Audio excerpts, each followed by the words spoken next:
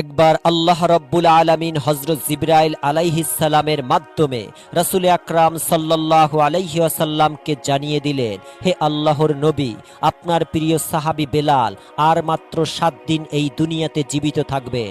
7 দিন পরে তিনি ইন্তেকাল করবেন। রাসূল আকরাম সাল্লাল্লাহু আলাইহি ওয়াসাল্লাম আল্লাহ রব্বুল আলামিনের পক্ষ থেকে এই সংবাদ জানার পরে তিনি তার বিশিষ্ট সাহাবী হযরত উমর ও আলী রাদিয়াল্লাহু তাআলা আনহুমাকে বললেন, হে আমার সাহাবীরা, আমি জানতে পারলাম আমার প্রিয় সাহাবী বেলাল আর 7 দিন পর এই দুনিয়া থেকে ইন্তেকাল করে চলে যাবেন, কিন্তু আমি জানি আমার এই প্রিয় সাহাবী এখনো বিবাহের সুন্নাত আদায় করেনি।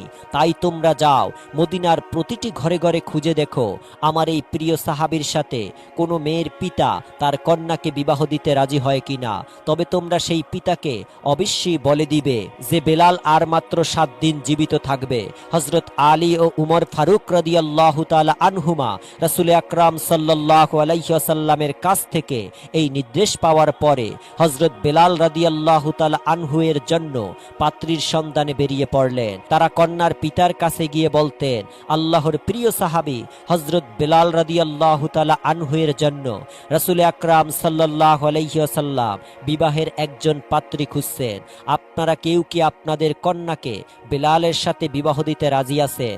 তাদের এই কথা শুনে কন্যার পিতা বলতে লাগলো, আমরা কেন আল্লাহর নবীর প্রিয় সাহাবী হযরত বেলালের হাতে আমাদের কন্যাকে তুলে দিব না? আমরা অবশ্যই তার সাথে আমাদের কন্যাকে বিবাহ দিতে চাই। এটা তো আমাদের জন্য একটি সৌভাগ্যের ব্যাপার হবে। তখন হযরত আলী ও উমর রাদিয়াল্লাহু তাআলা আনহুমা তাদেরকে বললেন, কিন্তু তোমরা একটি বিষয় জেনে রাখো, হযরত বেলাল আর মাত্র 7 দিন এই পৃথিবীতে জীবিত থাকবে। 7 দিন পরে তিনি ইন্তেকাল করবেন। আল্লাহর রাসূল সাল্লাল্লাহু আলাইহি ওয়াসাল্লাম তোমাদেরকে সংবাদটিও জানিয়ে দিতে বলেছেন।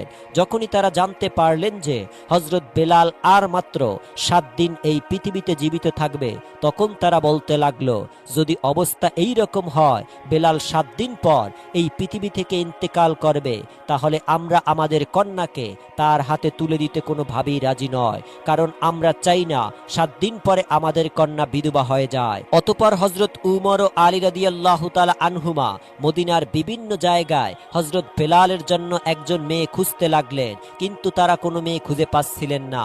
খুঁজতে খুঁজতে তারা একটি জঙ্গলে পৌঁছে গেলেন। সেখানে গিয়ে তারা দেখতে পেলেন এক ব্যক্তি ঝুপড়ি নির্মাণ করে সেই জঙ্গলে থাকছেন। সেই ব্যক্তি যখন হযরত উমর ও আলী রাদিয়াল্লাহু তাআলা আনহুমাকে দেখলেন, তিনি জিজ্ঞাসা করলেন, হে আল্লাহর বান্দারা, আপনারা কি উদ্দেশ্যে এই জঙ্গলে আমার ঝুপড়িতে আগমন করেছেন? হযরত উমর ও আলী রাদিয়াল্লাহু